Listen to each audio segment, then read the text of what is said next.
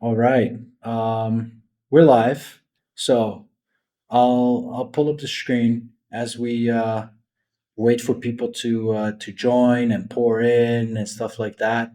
Guys, I don't know the details, but there was some chatter, quite a lot of chatter on the timeline about base. Um, anyone has sort of like a TLDR on what happened? Not really digged into it like very deeply, but from what I heard is just the community backlashing against Jesse um, because of the fact that he sort of supported um, a meme coin launch that ended up being cashed out, which is um, maybe not the best. Got it. Uh, Pretty close in terms of price action, I would So say. it's like the Millet uh, situation. an outcome for the investors. Yeah. Oh, did it? Right, that's fucked up. I think it's rebounded You see, though. I'm not a I I'm think not a it's Yeah, had yeah. some Canadian coin decent trader at all. Suzu bounce was back. posting something about that. Yeah. Where is it? I thought it was here. Yeah, Yeah, Suzu. pull that Oh, up, This one. Jamie. Here we go. So here's the you see, it candle seems down, like and now like it retraced up. So yeah, okay. Yeah, just 16M though. It's not. I would have expected more. Like, yeah, in the past that would have been like 100, 160M. Um, yeah, so I think things have fallen. They've fallen a long way from where they were just a Yeah, few months yeah. ago. Like Some people were 16M, saying damn, if that as that's it. well. Like, with this market cap, what are people even talking about? Like, whatever, you know. oh, But I missed this Yeah, on one. the he flip It's side, very tokenized his cringe. kid as well. Like, did you see that? Because it's on a meme coin. It's like a content coin. So he there was tokenized one his for his What kid. did kid. he do? Yo, Yeah, should and we it talk like about Elon? Elon. Did any of you Oh, get like I saw that. Yeah, I saw that. oh my god, holy Not shit! really. It I seems would to be be thrilled true as to well. to know Like more the then. list, did you get this?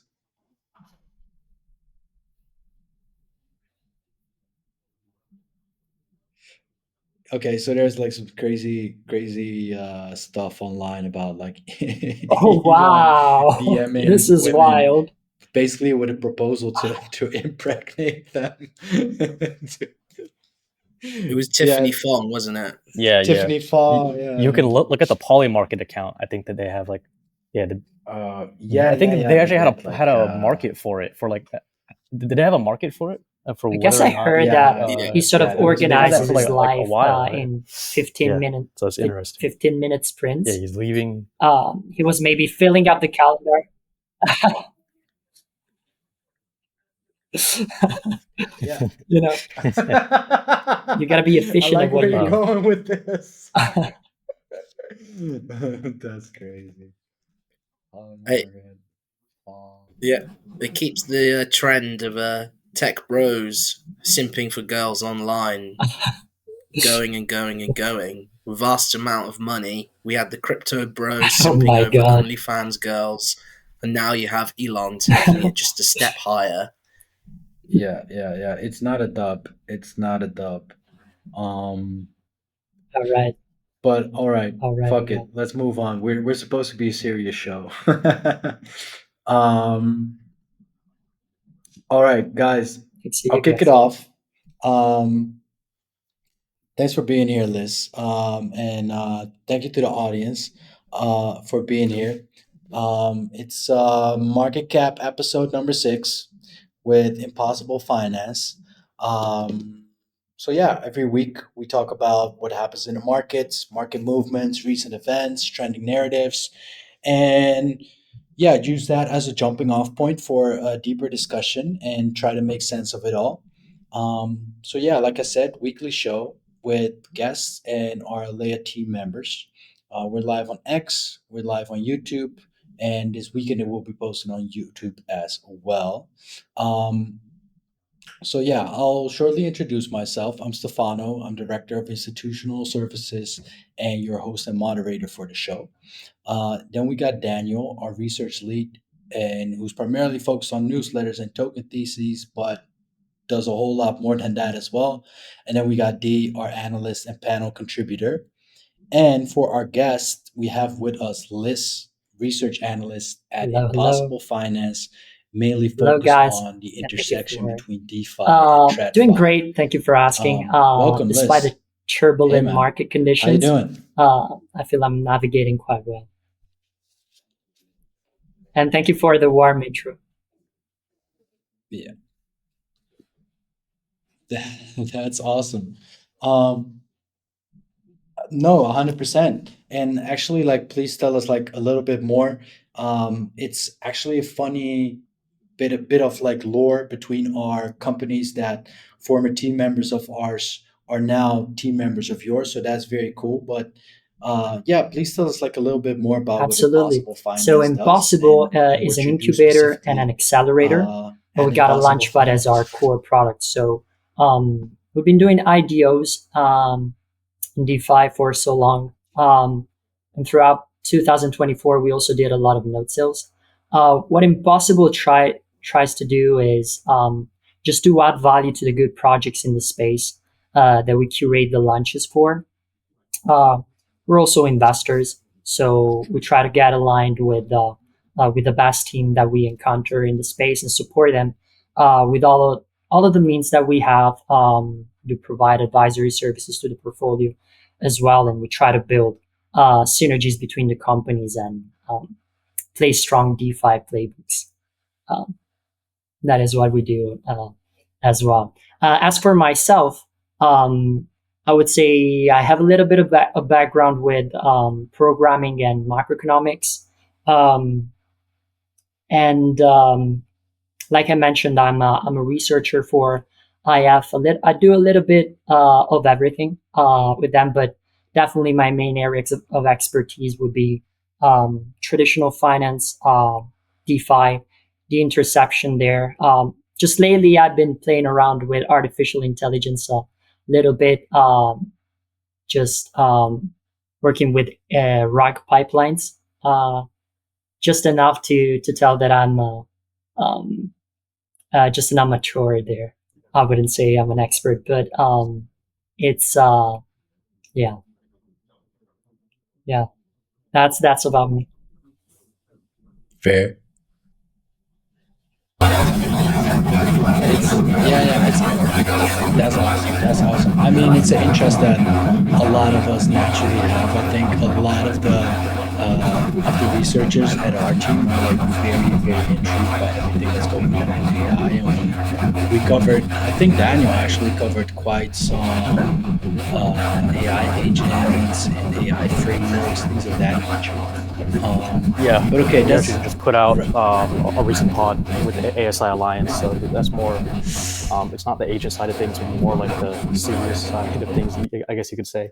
Which we have to cover more of that because the AI agent space, like it's kind of hit harder now. So yeah, Yeah, you the guys can world is check out changing so that pod fast, on YouTube. and it's always very We posted exciting it on to Twitter as well if you sort of want see, to yeah get more what Perfect. happens within the space, what AI happens content. outside the space, how the um, things end up like marrying each other or conflicting, and AI is definitely one of these intersections where um, just the change you can really feel it. It's coming in like day by day, week by week, and like the news and the tools that hit the scene Yeah. are just like bigger and bigger and bigger, and the utility is just like more and more and more. And so like uh, personally, my excitement, and it just goes hand in hand. Right.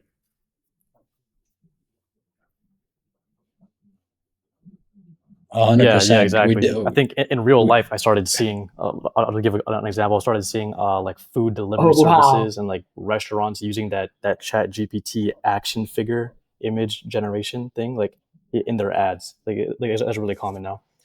Yes, to see these big, um, Actually, yeah, the last these time big that I players in was in the food delivery Asia, I service believe in I've Asia, seen like some yeah, using robots that same thing that already everyone in the on restaurants. Twitter is using as well.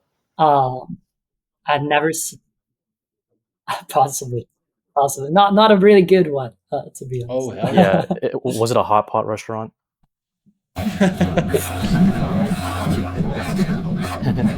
They got them The everywhere. birth of vibe coding too. Now, at the start when these AI platforms came out, mostly it was used by people who wanted to do a bit of copywriting, university students. But now, like you don't even have to be that proficient in something like Python, and you Yeah, can use any of these chatbots to spin you up some really incredible quantitative analysis stuff using any of the major ones. And it's amazing because if you're happy just to press a few buttons, you can get some really great analysis done. And there's even applications now. I think there's one called Replit, and it actually makes applications for you.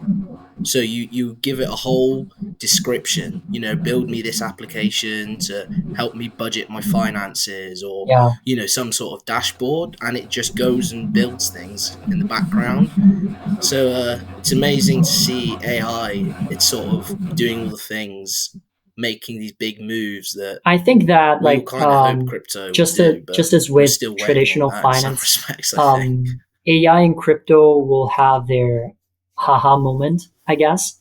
When I think about traditional finance, I really feel like stable coins as means of exchange and and just like the composability that the space offers, together with the trustlessness guarantees for transacting value globally around the world. Like those are like the big, in my opinion, the big value propositions for traditional finance and the rest of the world. But when it comes to AI, and crypto, I really feel like, for instance, we talk with a lot of startups working in that space, and just blockchain and distributed ledger technologies make so much sense for many of those startups to be able to scale their business really and compete with the likes of like the Web 2 giants in terms of architecture and infrastructure. And so that's one side of it. And I also think in terms of like agent to agent communication and value transaction, there may be something there that at some stage, uh, some very good project can capitalize on. Um, I think.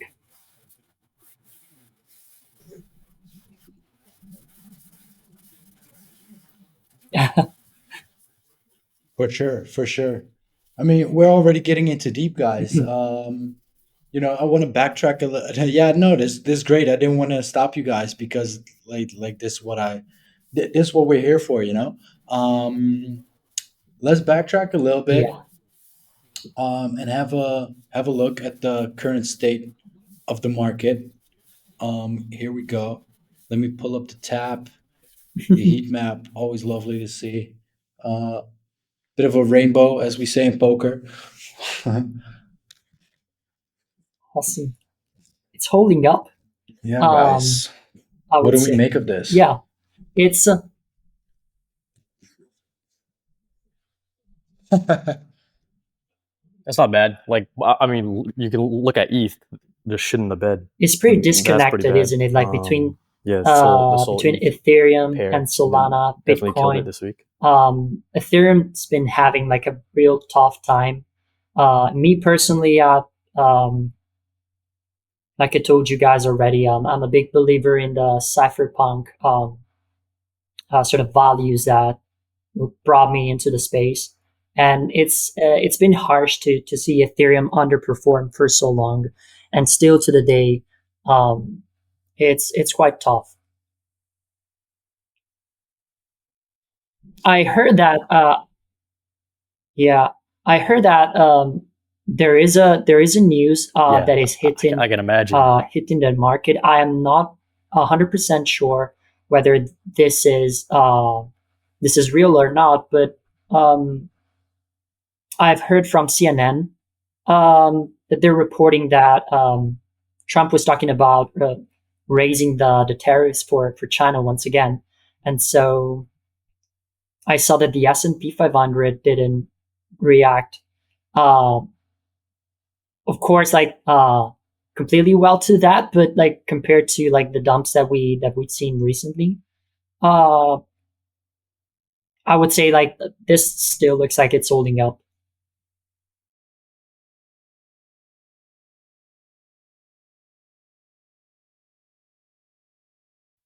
Yeah, It's kind of what we holding up hoped pretty for, well. isn't it? You know, that Bitcoin would somehow hold up in these sorts of events. You know, I remember in 2021 when you saw Ukraine war, inflation, lots of rate increases from the Fed. A lot of people at the time used to celebrate when the inflation readings kept coming in higher. You know, this is what we bought Bitcoin for, protection against the inflation. And maybe we were just a bit early, you know? Maybe the lesson drawdown that we've seen so far in Bitcoin is a sign of a maturing asset and dampening volatility, or just a lagging indicator. So it's a tough one to ascertain, I think. Yeah, I mean, I think it's been long enough now, like where, like yeah, a few weeks ago you could say it's lagging, and that can make sense. But yeah, with every like 3 4 days that passes longer, yeah, it's harder to say. It's like, oh, it's just lagging, bro. It's just lagging. Like I don't know. Like today, you saw came out that like Binance was looking to, yeah, but potentially set up some crypto reserves with governments around the world. Like CZ's already, he's already, I think, the crypto advisor for Pakistan. It's pretty interesting. So um, yeah, I mean, not to say that that's like correlated to the price action from today or the past couple of days, but yeah, I mean, I think there's definitely the possibility for like these tailwinds for governments and or institutions to be interested in BTC specifically, not really anything else besides Bitcoin.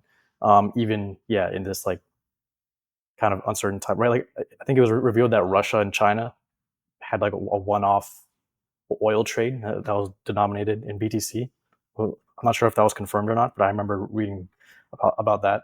So yeah, There's my personal thesis is that um, Bitcoin is gonna step in as a natural solution, a technological solution, if you will, together with distributed ledger technologies altogether, really. But to what I perceive as a potential trust issue that we could have amongst nation states going forward with this uh, trade war um, sort of situation, and I've been thinking that since really the um, the U.S. sanctions to Russia. So there's been that in the past that was a sort of dismantling trust between different nation states that at the end of the day still need to reserve economic surplus in the um, basically the debt of or the assets uh, denominated in the currency of another nation, that poses some risks. And there has been like this dollar de-dollarization trend for a while that goes hand in hand with this. And so and basically Trump with this, tariffs that are hitting the market on and off, day in and day out, like is creating a lot of I believe trust issues. And I feel distribute blockchain technology just was invented for this real purpose, just to transact value between like two counterparties that don't necessarily trust each other, but need to do so on a credible, neutral layer that is able to allow the value transaction to happen. Um, and I think like this speaks as a sort of a hedge to the Ethereum bearishness that we see these days. Probably it's just like you guys were saying, it's also probably going to be a matter of like being too early to a trend. Um, but I really feel like from a fundamental standpoint, like the solutions that the space offers, uh, both in terms of Bitcoin as an asset, but also like from the standpoint of like the technology, are going to become more and more relevant and more adopted by nation states. And with that, the probably the TradFi is already running uh, to build up the desks and move into the space as well. So I feel like this is my personal thesis about things are sort of playing out in the mid to long term. I would say that.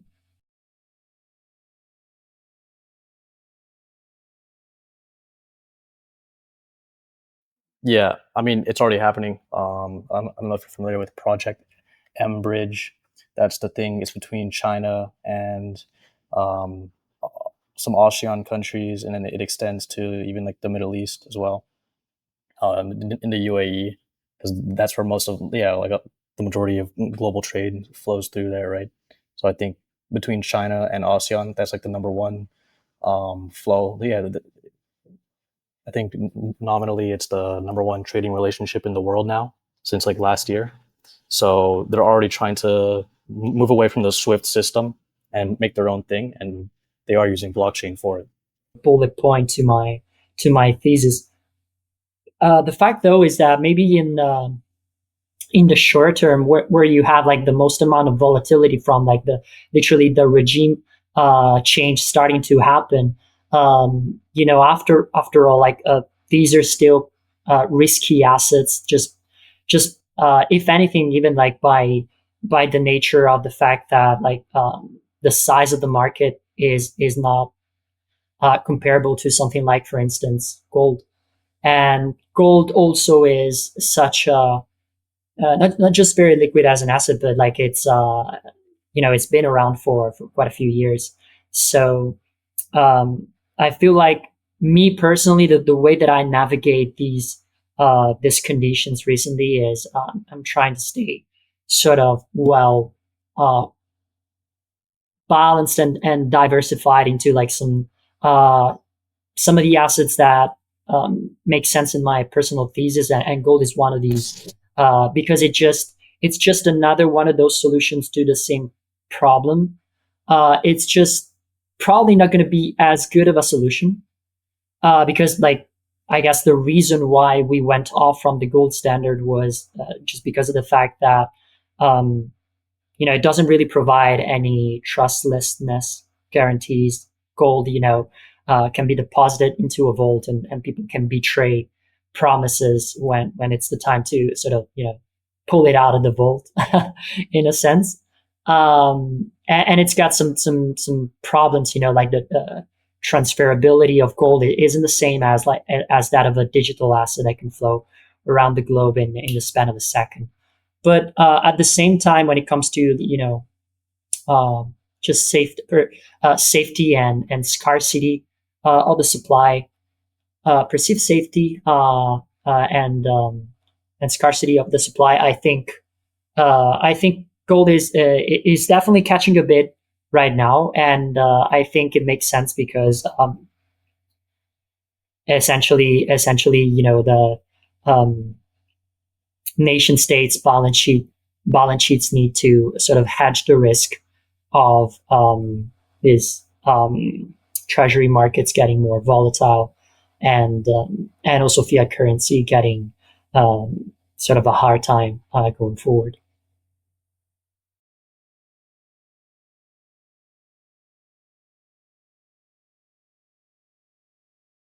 Yeah, it's an interesting point as well because when you see this big push and pull against the US and China right now, and we spoke you spoke briefly about the strength that Bitcoin's held up in all of this, and you can even look at the dollar index, right? And the dollar index it's finally it's under 100 or around 100.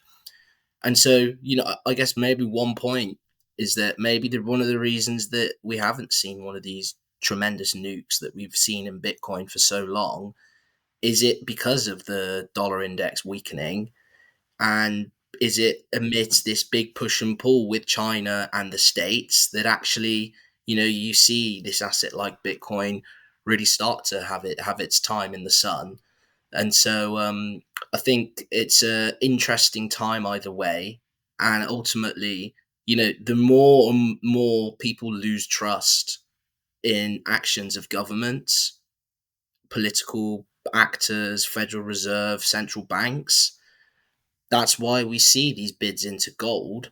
And ultimately, I guess the big question at hand is, will that be reciprocated eventually in an asset like Bitcoin? Is it lagging gold, or is it simply just holding up well enough? But one thing for sure is that I think the more and more uncertainty that we see with all this tariff war, trade war, eventually, people are just gonna be so tired of it. And you look at one side where in the States, in these governments we consider to be democratic, eventually approval ratings drop low enough that you could argue they almost act like an option of some sort. The Trump put, whatever people coin the term. But then you look at countries like Russia and China, they can carry on as normal. They don't, no one gives a shit about the approval ratings of Putin or Xi Jinping. So it's a dangerous game of chicken when you think about it, because once someone's approval drops low enough, people get tired of them. Big tech backers lose faith in someone like Trump. On the flip side, you've got Xi Jinping. He can just keep doubling down. You think people in China are going to protest about this trade war? No, I don't think so anyway. And ultimately, I think that's the time that we find History ourselves in now. to be witnessing. Me personally, I'm a believer that the world needed change anyhow, and change was coming, whether people liked it or not. In a lot of ways, you could tell that, like, from the just the exhaustion in a lot of the dynamics with just global economy, the way that interest rates went to zero and then just dipped below zero. That was like, for me, that was the complete perversion of um, the natural, like, order of economic systems.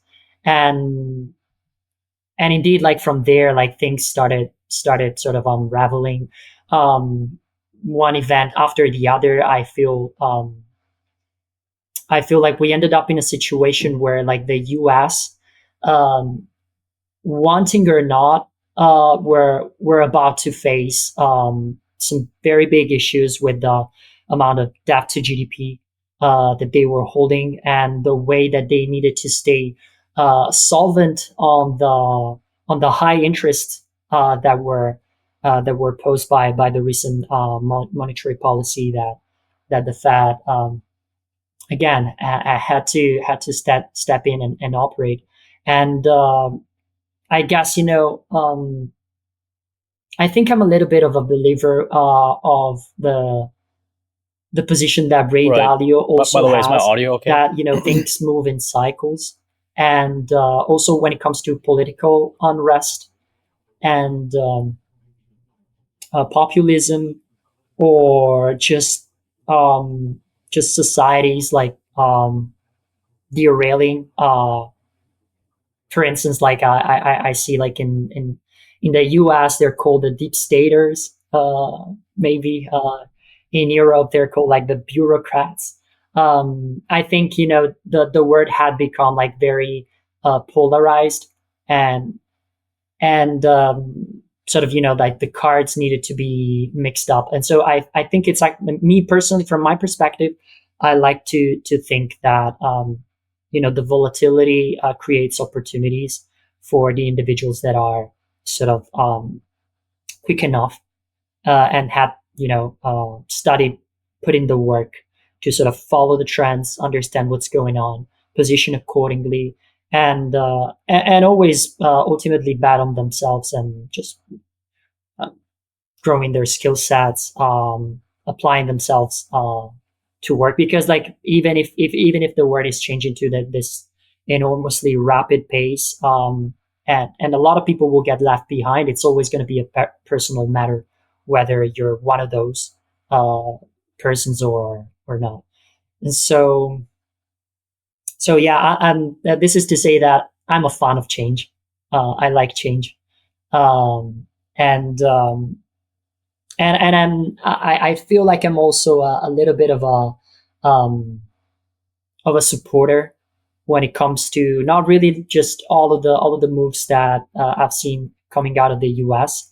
recently, but just the way that the head of the state is trying to sort of um, sort of create opportunities for the middle class of their country. I think it's a valuable thing, and basically it's a product of the trade deficit that basically the middle class gets sort of drained while um, yeah, yeah, yeah, Well, exactly. you're talking about like bringing back manufacturing and stuff like that. I think Okay, I think it's is it really hard to realistic say though? whether the plan will go accordingly to what Trump and maybe Elon Musk as well, the Doge would expect. Like for instance, like the cuts they would have to put in, like there are going to be like tremendous cuts. The amount of spending like needs to be really reduced. The debt to GDP ratio needs to be. I think there was the Ray Dalio that was bringing up some very good figures that he wants sort of the U.S. to commit to that or just go broke. And when it means like when he says go broke, he means like havoc in treasury markets and I guess just hyperinflation because of monetary policy stepping in to backstop that, which is going to be very good for assets and maybe some speculators. But at the end of the day, people are going to get wrecked tremendously. I'm okay with the idea of having a harder time as an investor, but politicians doing trying to do something for the middle class that has been struggling behind this globalization trend for so long. At least in the US, I know that this will not reflect in the same way across the globe. For instance, with China, it's pretty much like the opposite. Um, and with Europe, like um, if the trade surplus gets reduced, your currency revalues, and supposedly the asset holders, the global sorry the equity markets locally they get inflows and the rich people become richer and there is this sort of inverse feedback loop that plays out. Um, but yeah, I'm a fan of like just the support that he's been getting from people, and but yeah, I don't want to get into politics too heavily. I know that's slipping around.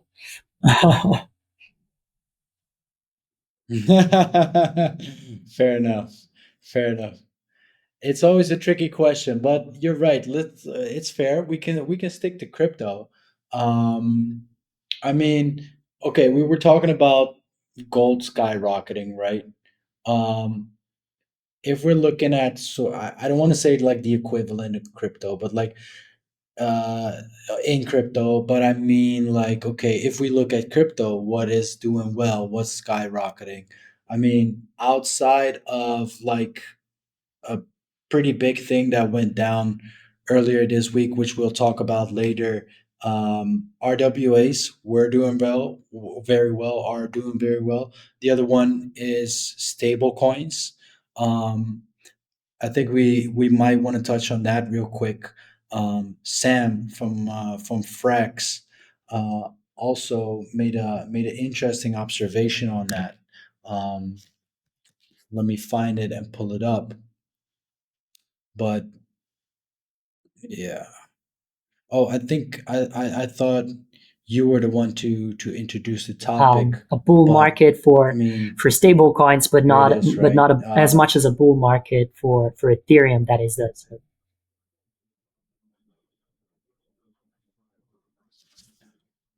Right.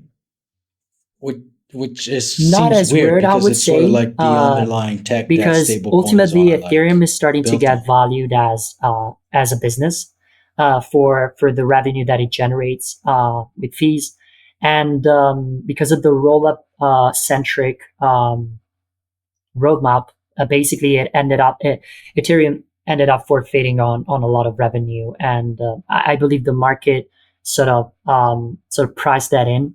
But when it comes to like the pump in stablecoin liquidity, um, I think that makes total sense. I think stablecoins are sort of really the killer product for crypto, because like really the reason why Bitcoin was created in the first place was to provide this uh, instrument to transact across the globe. Uh, Ideally, with as many trustlessness guarantees as possible. Maybe this is not the case for all stable coins. Maybe decentralized stable coins will become more prevalent in the future. Hopefully, we'll see. But I guess I don't buy personally. I don't buy into the Ethereum is money thesis or Bitcoin is money thesis. I see Bitcoin and Ethereum as assets, and stable coins.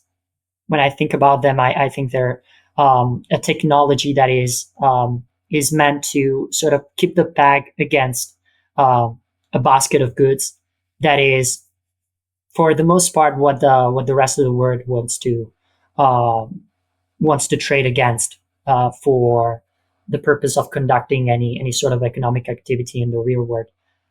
In crypto, like the stable coins are just like skyrocketing because like the utility is there when it comes to transacting with these stable coins. It's starting to show, I believe.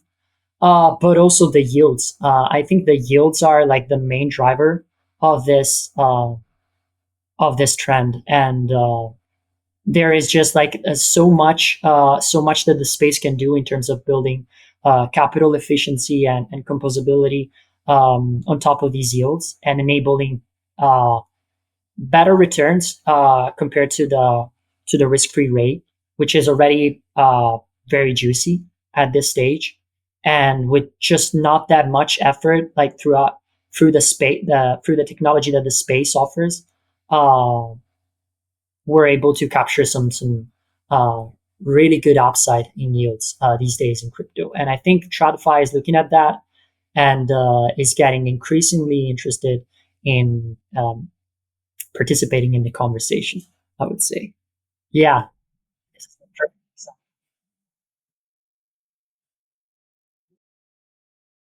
Right. You're already seeing more stablecoin protocols raising, right? Like Resolve just raised 10M, Cap just raised 11M. What's the other one? Um, Neutral just raised 5M, right? So they're not doing, yeah, it's not tokenized treasuries, right? They're generating yield their own way, kind of bringing new things to the table. And yeah, so I think 5, 6 months from now, yeah, yeah, exactly. We'll see a lot more like innovative stuff. Yeah, yeah, similar to Athena, I think. So I think we'll see more things kind of like that, like innovative ways to generate yield without treasuries. Like maybe it's involving crypto, maybe it's using tools outside of crypto. But yeah, I'm bullish on stables. Not if there's a token to capture it, okay, that's a different story. But I'm bullish on the narrative. Maybe we'll see the rise of more non-dollar denominated stablecoins too. In this environment where we're seeing a lot of this pressure on the dollar, the idea of weaker dollar, manufacturing, exports. Maybe we'll see many more alternatives. As regulations improve, we'll see better versions of the pound, the euro, the Swiss franc, all on chain. Because at the end of the day, people can hold stables, hold your wealth, but ultimately, if the dollar's getting weaker, and people typically have been used to holding their wealth in dollars on chain, I think eventually there should be a decent appetite for more of these other other currency stables. I think, because I'm not really sure what the biggest stable outside of the US dollar denominated stables Yeah, are. I mean, I and know that's the there's a problem, euro. right?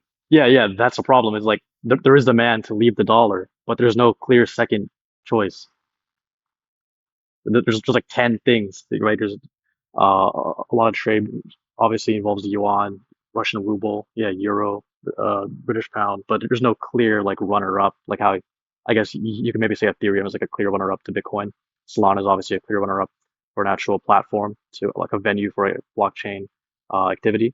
So there's no like clear second best currency I in got the like world a weird to settle on. perspective on this personally, because I think that yeah, people will look into alternatives to whatever their national currency is. Whenever there's going to be volatility, typically, historically, you always have moment something happens with the national currency that isn't desirable, let's say, and crypto will definitely provide sort of a means to escape, but I'm sort of still conflicted about like the alternatives to the dollar. Definitely gold, definitely just pristine crypto assets like Ethereum, Bitcoin. I hold those in mind, but I don't know. Maybe in the future we will even come. Let's put it this way. Maybe like the decentralized stablecoin space will start thinking about pegging to something else rather than another fiat currency. Maybe you could peg to like the index of the goods that those fiat currencies are trying to to follow to get pegged towards. But like the problem with fiat is that is betraying the peg, isn't it? Because there's conflict of interest, and maybe some good projects can do better than this by democratizing the governance process on chain going forward. Like these are our spaces capable of doing. Yeah. I always thought that the idea. No, go on, carry on. Oh, I was going to say about Libra, but do you remember Libra, the one that Facebook tried to bring? Yeah, and then it changed to DM, right? Yeah.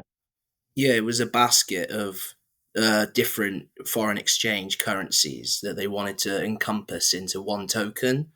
Maybe we'll see the return of something like that again, where you can own different percentages of all of these different currencies from multiple nation states encompassed into one token. But that never got off the ground because of regulation. Maybe, like we saw Chair Powell say, loosening of regulations around stable coins and banking regulations.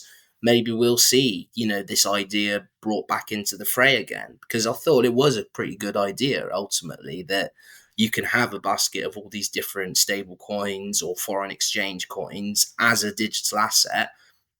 There's no need for 10 different stables all in one. But again, whether the regulators that be allow it, who knows?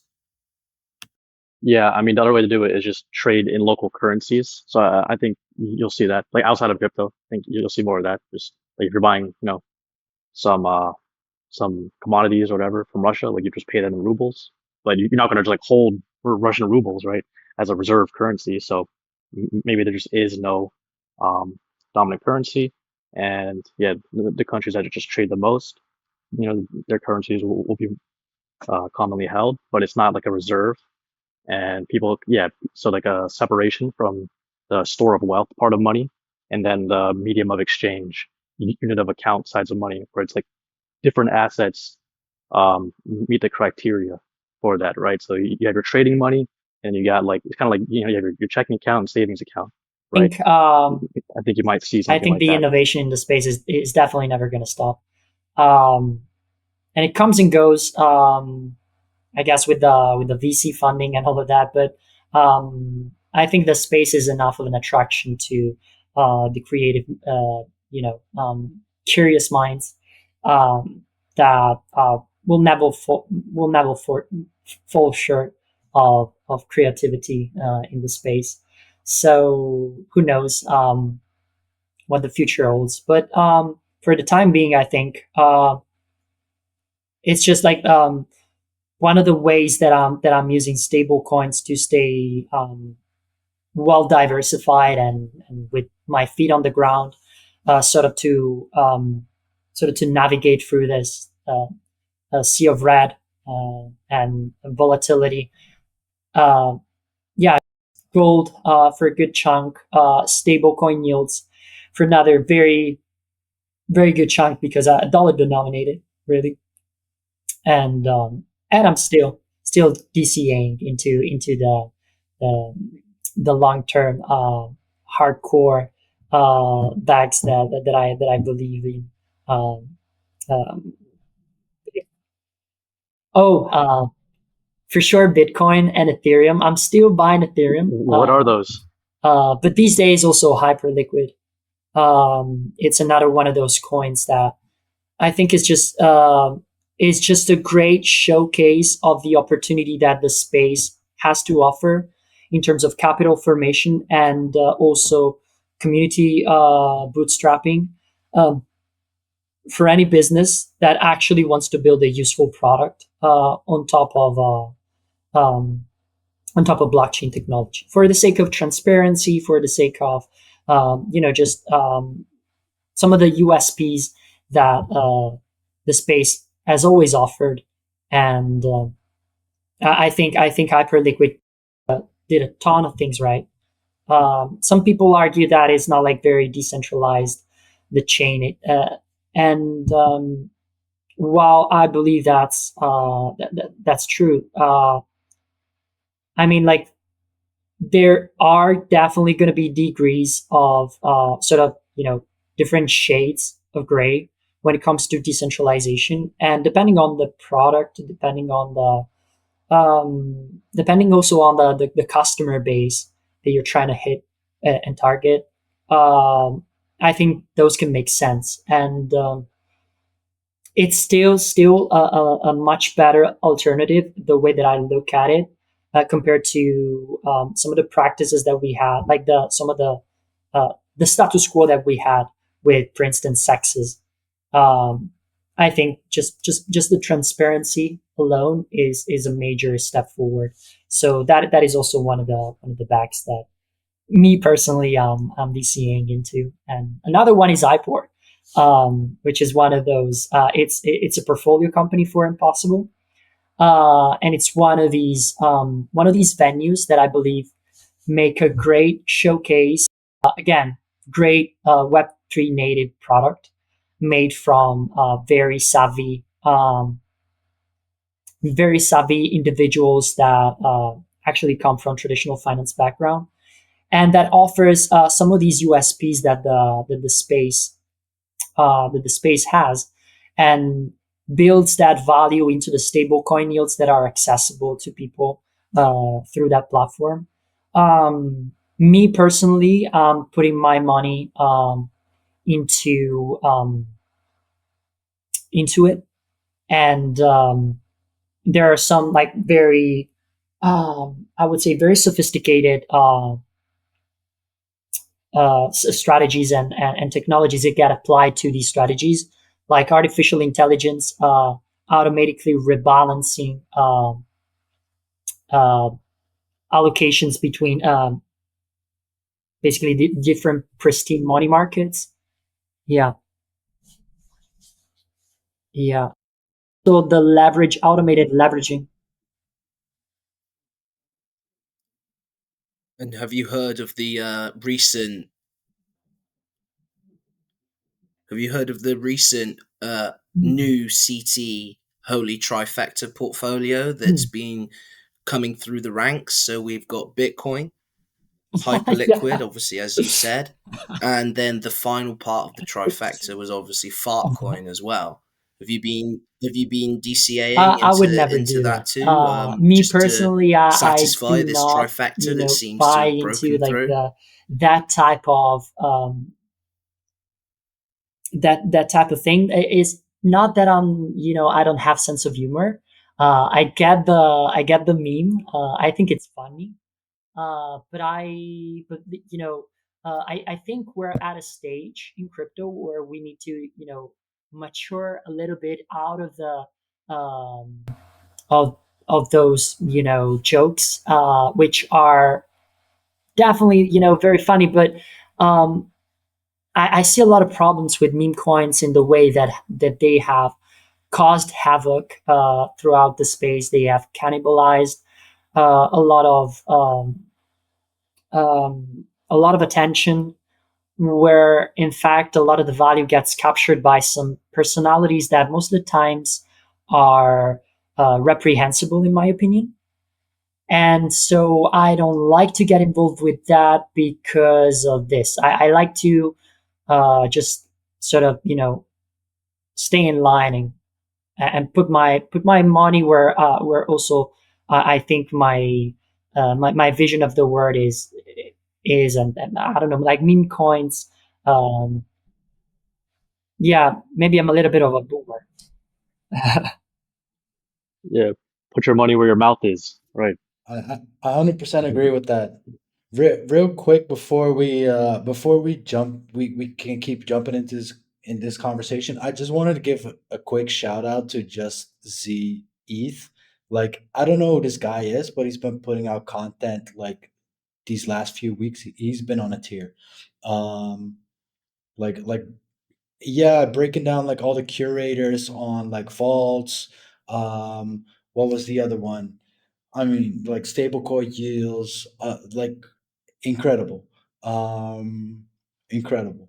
Would love to talk to that guy one time. Okay,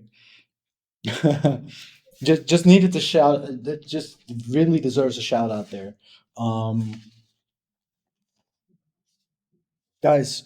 Oh right, we were saying like maturation of the space, more serious tech Yeah, for instance, and actors I as can pull well. up an example Um, out of my head. Just because you were scrolling and I yeah, saw it's a position that I'm go actually ahead. into personally. Um, I like USDO from Open Eden. It's treasury bills backed, and I believe, that's still one of the most liquid and safe assets. It's pretty much, a 1-to-1 equivalent to liquid US dollars. It's basically the collateral that the whole economy like just runs on top of, and so like that's the backing for USDO. And what I was doing, I was just purchasing the Spectra principal token that was providing a very nice 20% yield. Um, Unfortunately, I believe that the pool right now doesn't let you lock in the same number. But wink, wink. I know that there is a leverage automated AI orchestrated automated leverage looper that is going to come online on Hyper Labs. This is one of the reasons why I think um, I'm very interested in what those guys are doing, and the Spectra team also. Yeah, also fantastic.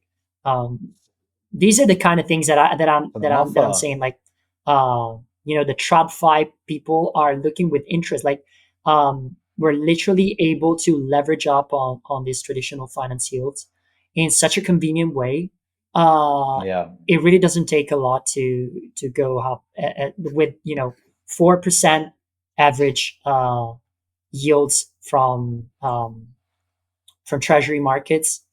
It's pretty easy to get, to 15%, 20% without being too degen, um, needing to trade.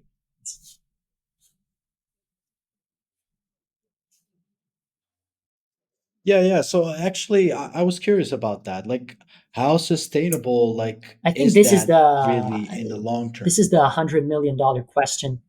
No, I, I think it's tied to the volatility of the dollar itself, but Hard question. and the treasury market Yeah. volatility that we may see in the future Mm, years. But like T bills, like if those go south, the literally the whole world is burning. So if that is the case and you also have a gold bag, it's not going to be too bad. You see what I mean? Like you gotta sort of diversify and position yourself at both Hmm. edges of the spectrum. That's my take.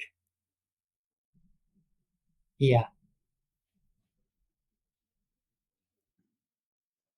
Barbell strategy. And what do you think about? We're seeing obviously we were talking about hyperliquid earlier, and obviously we've seen the Felix protocol, who have been sucking up a lot of TVL on the chain. And am I right in saying they're a fork of Bold, the Liquidity's new product, where you have the user set interest rates, and how do you envisage that progressing through, letting people set their own interest rates? Like, what madness is this? Is everyone, are we gonna, does it open up for large scale liquidations, or is this a new innovative paradigm that we're going to see, where actually, it's a step closer to sovereignty, engaging in these digital markets where actually you, the user, set your interest rate at what you think is the most efficient one to go for? Or do you think ultimately that human greed will always find its way, and that people will lever up, people will set the lowest rates Well, a natural possible, process, I think. and ultimately But be met with good these big questions. I think first liquidations? of all, I want to say just the liquidity tag is just good tag. So I think it makes sense for them to gain traction from the standpoint of liquidations. I think the sort of utilizing the stability pool concept on one side is just a gold standard, I believe, at this stage, and gives me a lot of peace of mind, potentially as a potential holder, let's say. But on the flip side, I know that within the hyperliquid ecosystem, people are talking about this sort of new type of liquidations, which is actually I would draw a parallel with what Fluid is doing on Ethereum, utilizing utilizing aggregators to perform the liquidations on Fluid, sort of gaining in capital efficiency there, and sort of distributing um, also the risk in a sense. Uh, I believe that this is also something that is being discussed on Hyperliquid to use to sort of to integrate with Hypercore to draw the liquidity for the liquidations. Uh, I believe I've read about this, and I'm not 100% sure whether Felix already integrates this, but I think this is like a pretty good discussion that I was witnessing, that I was reading within that space, and I think it's it's going in the right direction. I like to um, I like to think about yields coming from decentralized stablecoins. I like to think that, and I do believe that the space is innovating in terms of the lending aspect as well. And when it comes to like the borrowing, uh, the lending fees and such, I think ultimately it's always going to be a matter of supply and demand. Um, and so it has to be natural that there's going to be a market um, that sets the rates. Um, and so I sort of welcomed that. I actually thought that um,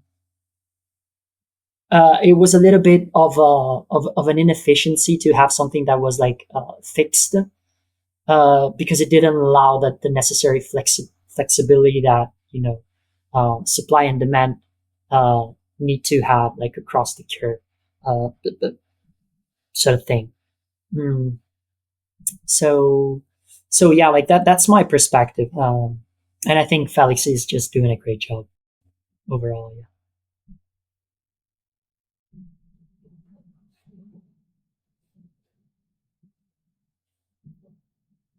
because it was a problem with the previous iteration, right? The original liquidity stability pool.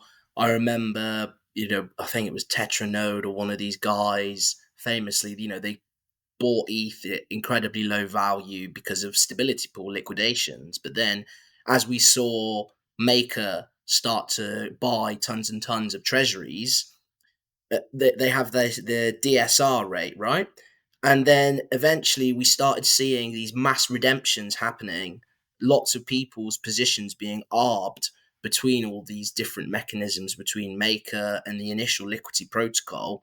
And now it's interesting to see this new version come out in bold and letting these other protocols fork this code. And it's interesting to see, will this be some form, not a new paradigm, but is it the step in the right direction of decentralized stables? Because I've always had a lot of admiration for the work that the Liquidity team have done, because it's always been a working point from decentralization first. Whereas obviously, everyone knows the blockchain trilemma between, decentralization, speed, and security.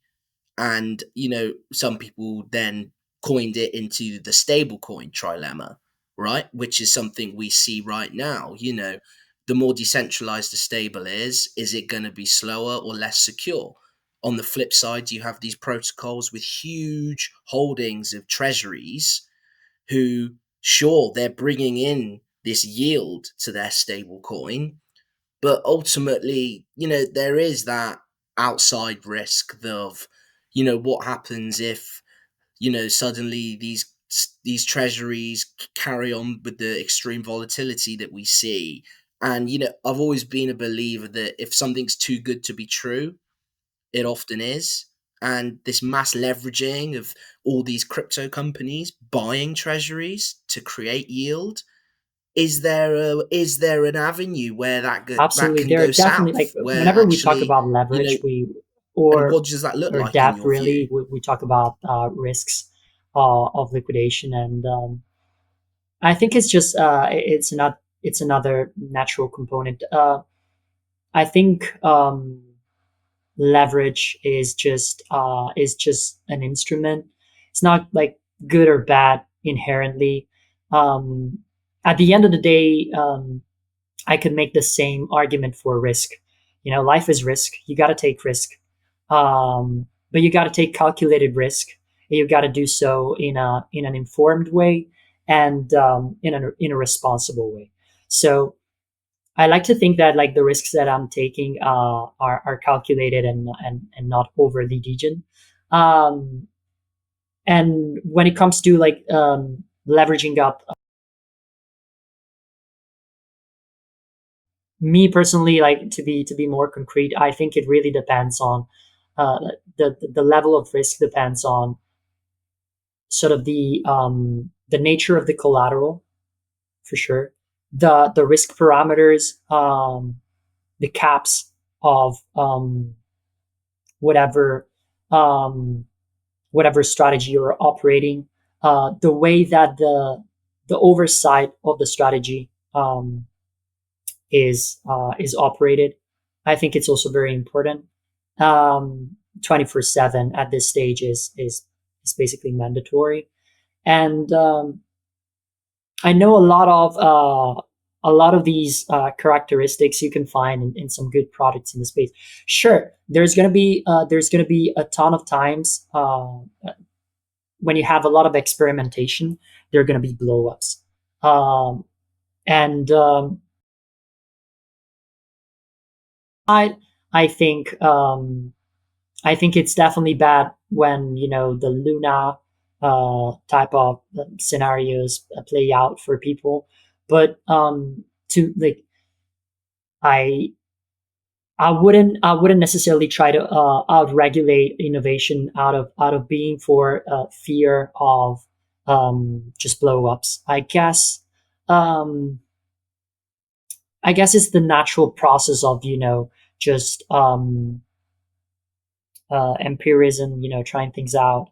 Um, I understand when it comes to money, it's a lot more sensitive as a topic. for everybody really. And so this is one of the reasons why I always stress, or at least like I try to play as safe as possible, and I don't like having anxiety over my positions. I'm a very boring guy when it comes to risk, uh, and yeah, yeah, exactly. Huh. Born is good, guys. Switching switching gears a little bit, but talking Hmm. about blowups and protocols overextending themselves. I think we've seen a massive example of this earlier this week. Yeah, and it's very unfortunate. We just talked about them actually on our episode last week because they raised a massive fund with a mix of like TradFi institutions and crypto native institutions to really support like this RWA push that we're seeing, support protocols building within that sector and narrative, and then this happened. So Mantra, their token crashed considerable a considerable amount. Here it says 91%. I've seen other figures where it's like 95%, 96%. But either way, it's like a massive erosion of market cap, right?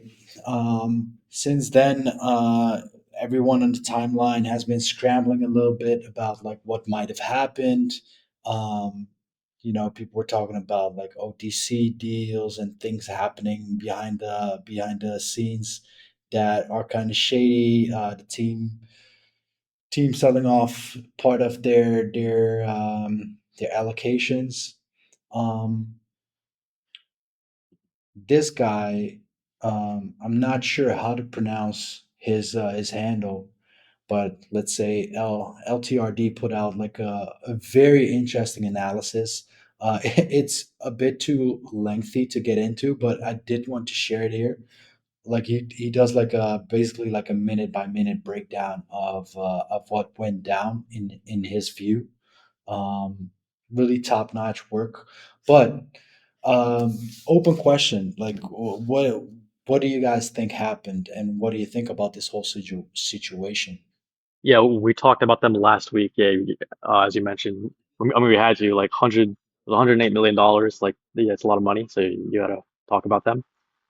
Even if yeah, like without endorsing them or whatever, that's fine. Yeah, I think it's definitely like a slap in the face for the RWA space.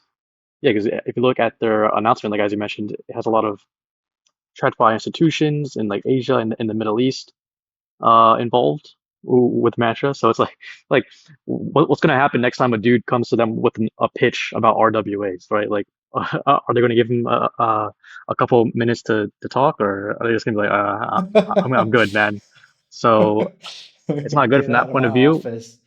Right, because RWAs were like the main narrative that institutions were like taking, presumably kind of like taking seriously. It's like, oh, this is the one thing that's like, you know, yeah, suit and tie. It's buttoned up.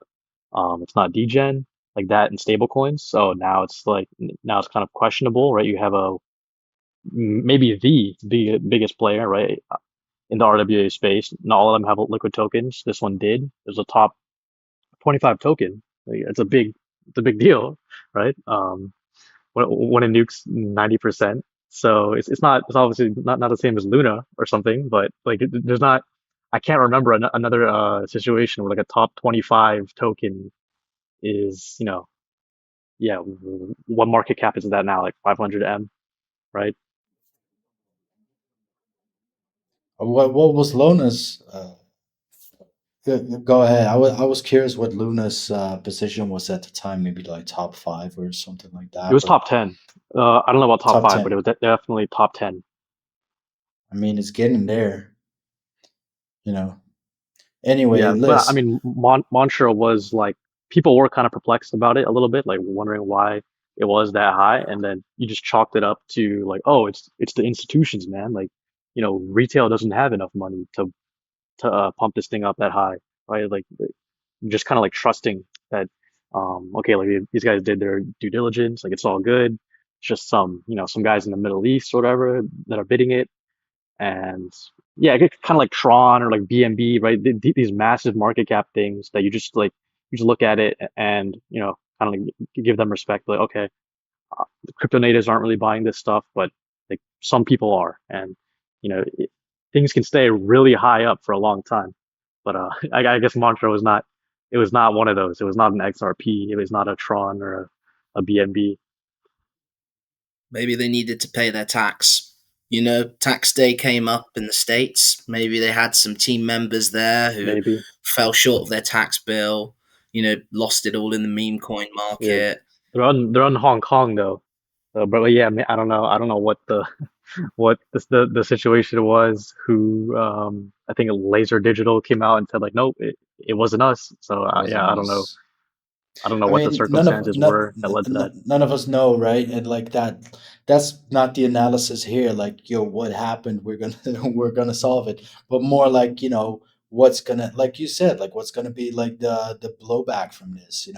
It's really, it leaves a bad taste. Yeah, Um, absolutely. I think Especially like with these more it's one of those things TradFi that made me institutions. I think. just sigh really, um, and it feels really like a meme coin, literally in the way that it pumped and it dumped. Yeah.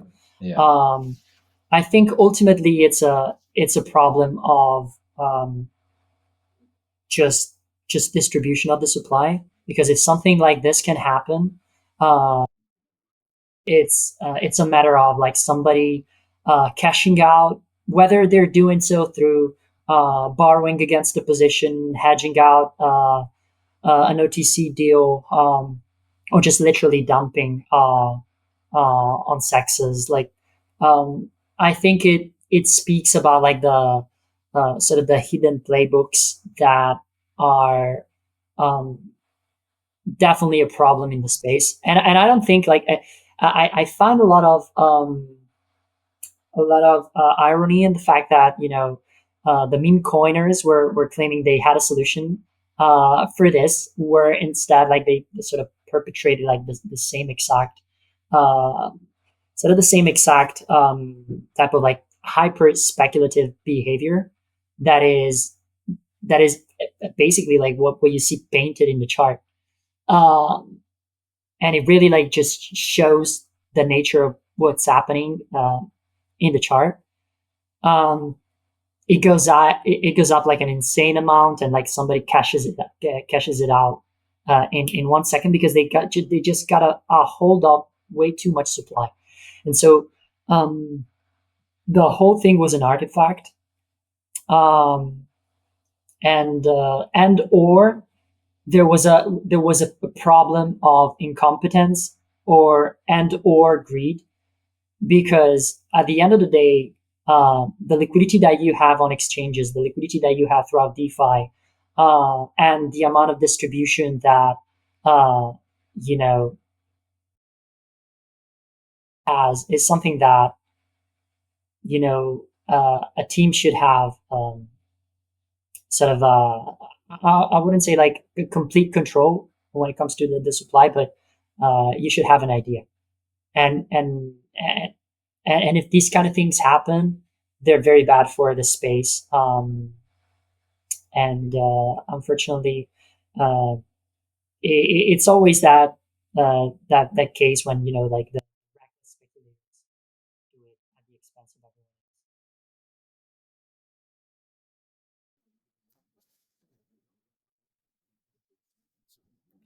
You make a very interesting point, I think, about like these days, if you are a project and you have a token, you have to be like very strategic about like the positionings and like where your bags are, right? Even if they're not with you, like who are they with, and how are they distributed? That's a very interesting point, actually. Daniel. Yeah, I mean, it's just like a very glaring example. Um, yeah, like all the hidden stuff that goes on behind the scenes. You got the market makers, these OTC deals. Like you don't know what discount they're selling at, right? It could be 10%, it could be, I don't know, like 40%, right? Maybe that's a red flag. But you don't know, right? Like that could be going on simultaneously while, price is up 30% in a week. So yeah, it's just so hard for the game has changed, right? So like for the non-on-chain alts, for like, yeah, these things that like are listed on sexes from day one or shortly after launch, it is like a different game. Um, Definitely seems a lot harder for just like retail people, because yeah, you have all these mechanisms going on behind the scenes that you don't know about. And I mean, these mechanisms are ultimately what actually like drives the price as well, right? Like it doesn't become a top 25 token if they're not proactive, with like their investors and yeah, how they're distributing this token, right? So that's part of the reason why everyone is even aware of this token to begin with. So yeah, double-edged sword when it comes to that stuff, token marketing. Uh, yeah, so hopefully we don't see too many more like massive examples of that, and we see more things like Hyperliquid. But I mean, not yeah, Hyperliquid is like the only Hyperliquid and Jupiter primarily. They're kind of like by themselves when it comes to their tokenomics and stuff. Like they didn't raise massive rounds. It's kind of like just self-funded. So I don't think, yeah, I don't think we're going to all of a sudden see like a bunch of teams just pull money out of nowhere, right? Like they don't have it. It's rare. So yeah, I'm not sure how the space evolves when it comes to token distributions and transparency and stuff like that. Like at least on meme coin on pump, like when it launches, like you see it get sniped. Like okay, you can kind of see it, right? The story's there. It's on chain. So it's extractive, but it's at least a little more clear for people who care to take a look. So versus stuff like this, it's like, okay, how would you even like who would have possibly known? I think the founder of AI16Z for some reason he was holding like a bunch of OM. He's like, oh, my portfolio is down 25%. Like so yeah, like there's no way for just, people that are not involved in these deals to know about this stuff. Yeah, you just wake up one day and the thing is just down 90%. So I think it comes back as well to you know, we have this increasingly large divide you see, right, between like these self-funded projects who came with this ethos of product first, token later. And when you think about it, one of the key strengths of the blockchain system is, anyone can buy anytime they like, anyone can sell anytime they like. We don't have circuit breakers. We don't have many of these mechanisms that are utilized in traditional markets, which ultimately you saw during the GameStop debacle, all of these circuit breakers that are introduced, right? But then I think the bigger question at hand is how many of these projects truly needed their own token, because at least we take Hyperliquid or Jupiter, swapping program. Hyperliquid was a perp dex to begin with. They essentially funded themselves through this product. They didn't receive funding from VCs or outside backers. And ultimately, when you look at that model, a VC or an outside backer, they want to invest in a token at 0.00 whatever. At some point, these guys need an ROI, because that's essentially the venture capital model, right? You get in early, you wait a while, you sell, and you get your large amount of money, and boom, brilliant. You're so smart. We made a load of money. Brilliant. But then to actually build products to have a viable use, I think it needs to go back to the product first model, because how many times we've seen similar playbooks like this where it's a rush to market, get the token out, build the hype around the token. Whereas, we want applications. We want applications that people are using, and you don't always need the token for the application. If somehow down the line the application is really has tons and tons of users, it's making money, or in the case of Hyperliquid, it started as a perp dex, and then now it's obviously the EVM, which was always the big picture behind the perp dex. So I think that really we need a rebalance of how these products come to market, because for every good product that there is, we have many stories, like Mantra. Was it Zero Bro recently? One of the developers. Cerebro. Yeah, yeah, yep. Yeah, he got Yeah, I kicked saw off the that. GitHub, loads of tokens dumped. And so, it's a mockery in some sense. But then at the same time, it serves as a great lesson, I think, that focus on the product. We want products, Yeah, revenues. That's the solution. It's having actual revenues, having actual profits. Because then, yeah, the team can afford to sustain themselves. You don't have a liquid sale. Yeah, have to have a token sale and sell a bunch of tokens just to maintain, keep operations going and keep the lights on. So I think we're seeing that now. You have like, yeah, last cycle you didn't have hardly any protocols that were like, oh, okay, these guys are in the green, right? You had token incentives, right? So when you subtracted out the token incentives, like everyone was in the red. But now you have protocols that are like properly profitable. Yeah, Pump doesn't even have a token. Thing is bringing in like nine figures annually, right? So yeah, I think it's on the right track, but yeah, it takes a little while, and then you'll have a few of these like mantra type scenarios, right? Because it takes like a year, it takes 2 years for when these things get backed to come to market and then launch your token, and then it takes time for that whole cycle Yeah, I couldn't agree to play more. out.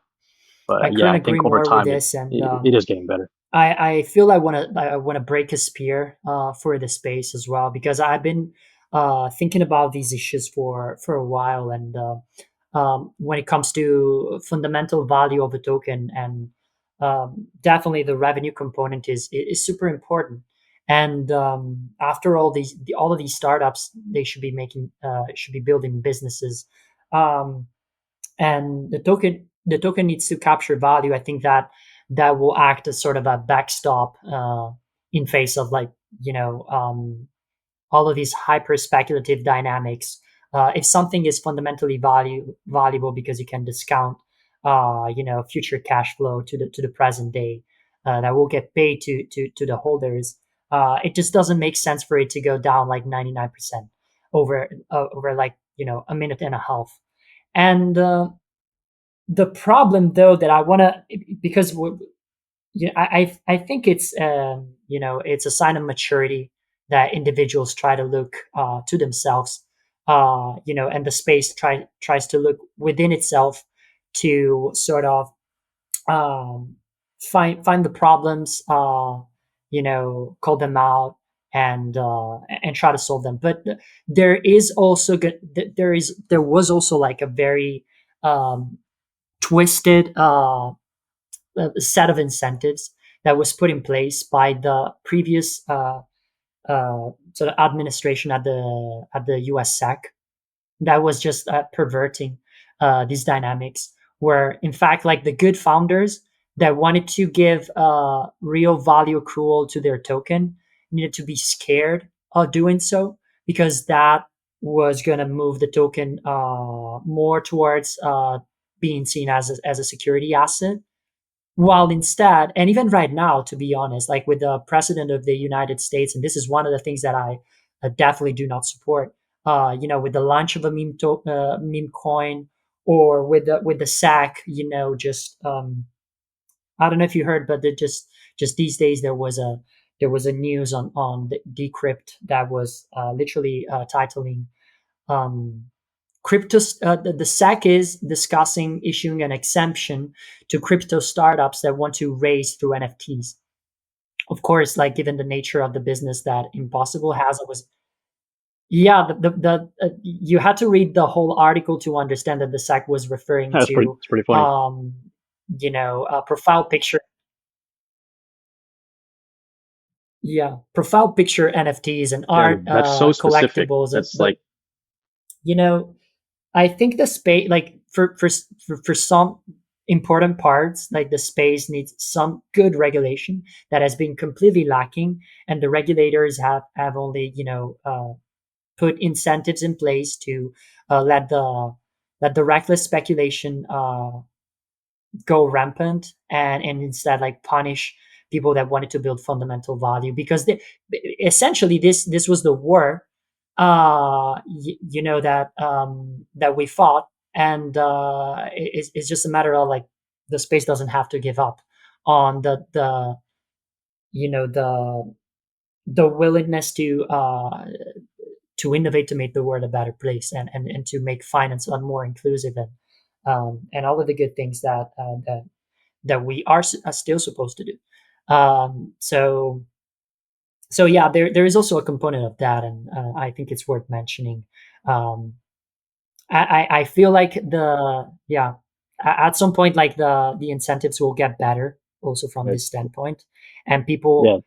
will start the space will start maturing in the way that it prices things, and the projects will be allowed to deliver more value to the token holders. Uh, and I think all of these blow ups also eventually will lead into that direction in some way.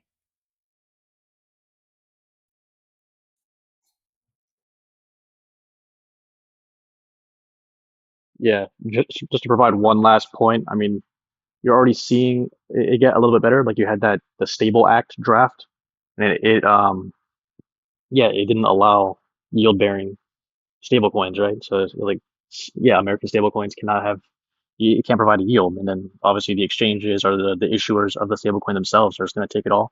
So yeah, that's an example of kind of like just like a blissful ignorance thing from the regulators. Like they just don't, like, I don't think there's anyone that would think there's any possible like benefit of not, I don't know, just not passing on, like whether it's protocol revenue or yield from treasuries to users. Like, yeah, so I don't think there's any benefit there. But yeah, now you have a new draft. You have the Genius Act that came out, and now people are taking a look at that, potentially mulling, going with that one over the original stablecoin act. So yeah, I mean, I think things are shaping up, and yeah, maybe they have like some crypto protocols, some stable coins whispering in their ear, telling them like, all right, like this actually doesn't really, it just doesn't make much sense even for like protecting users.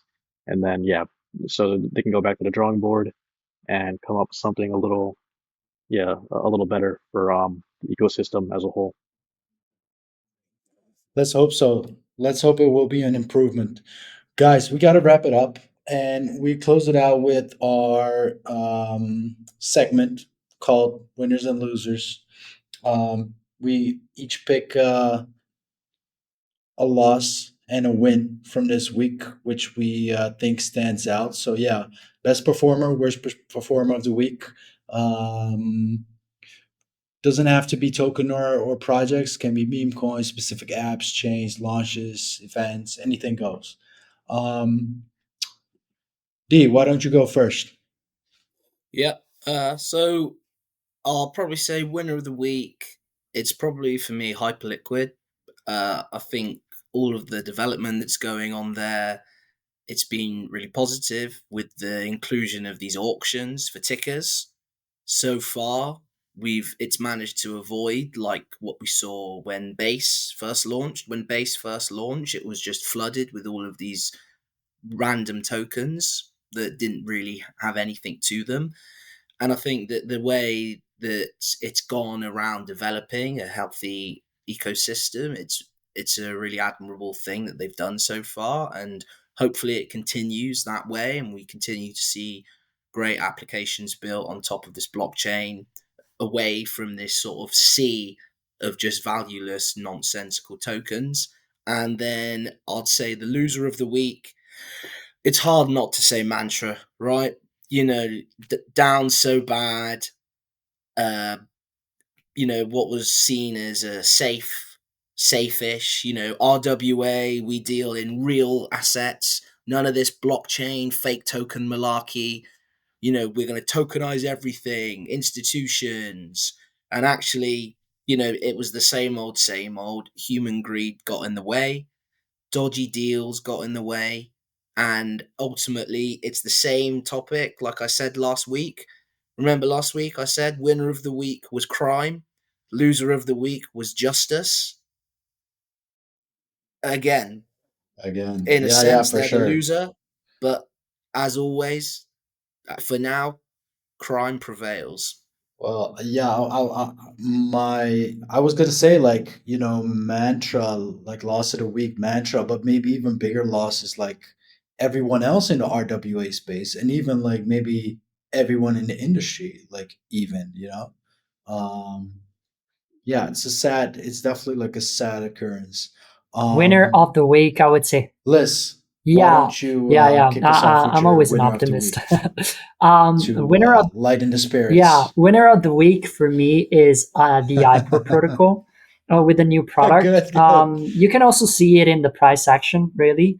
And being a portfolio company for Impossible, I know a little bit of the things that are going on with the team. So I know there is a very long list of integrations and vaults that are soon going to go online on iPort, and this is a little bit of alpha that we can give to the community of Alia. So that's I think that's one of the reasons that the iPort token is pumping, together with the fact that we're doing a good work, probably advising them um, and supporting them. So that will be my winner. Um, Honestly, like for the losers, I don't have the. I would say, looking at the space, it's definitely going to be Mantra, for me as well. Um, and I will probably, stop at that.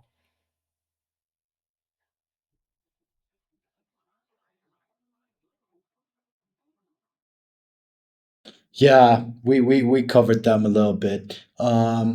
E-bar is like definitely very interesting. Personally, I love like these type of quote unquote lazy yield products, like as a user, right? So yeah, they definitely look interesting. Gonna have a look. Daniel, biggest loss, biggest win. Yeah, my winner, or I'll start with the loser first. I mean, yeah. How can I not say mantra? Maybe it's a little uncreative, but like, yeah, I did talk about them. I mean, we all did by talk yeah, about them exactly, last the week. anonymous So decision. yeah, but I feel like the fact that we talked about them last week, like I gotta, list them as the biggest loser. But I mean, it's not like I don't think it's dead though. Like it's still sitting above like a 500, 700 at market cap. Like that's still massive.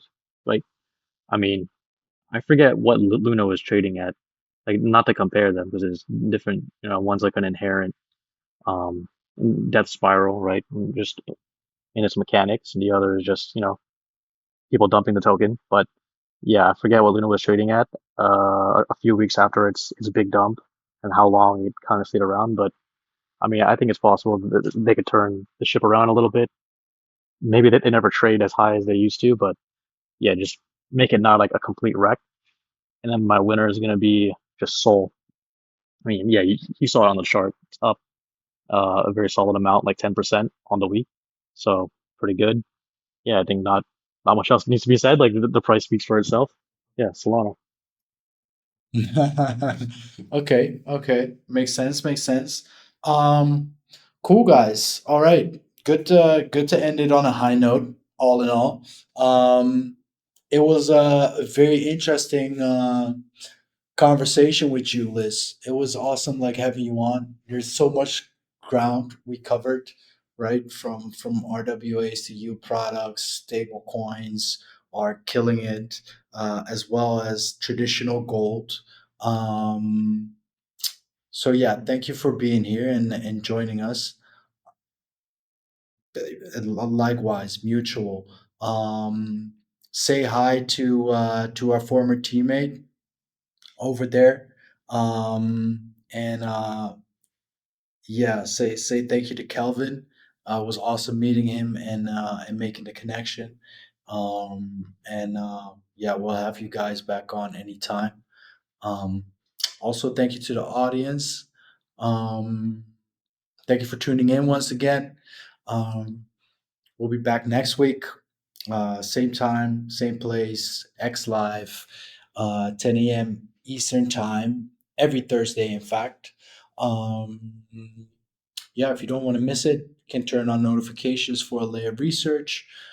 You'll get the reminder, and the full episode will be on YouTube this weekend. Guys, thanks again. It was amazing. See you on the next market cap.